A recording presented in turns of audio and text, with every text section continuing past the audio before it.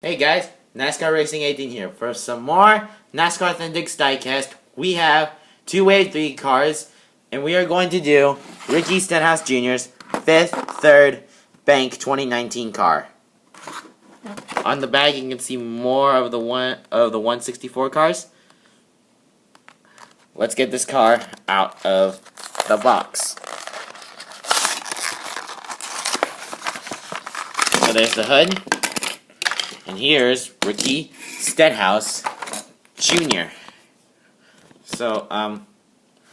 He is the number 17 of 5th Third Bank. This is one of his sponsors. His car is still the same from all the years he has raced in this car, except on the front it is a Mustang.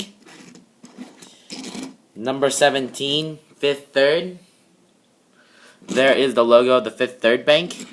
The first time he ever drove this car was 2017, but it was with a Fusion, and it still looks the same in 2019.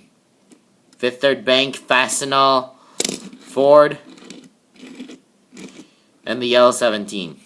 So here's the hood. It has 17, his name, and the 5th Third Bank logo. And as you can tell, the logo is actually a 5, which is a fraction of a 5 to 3.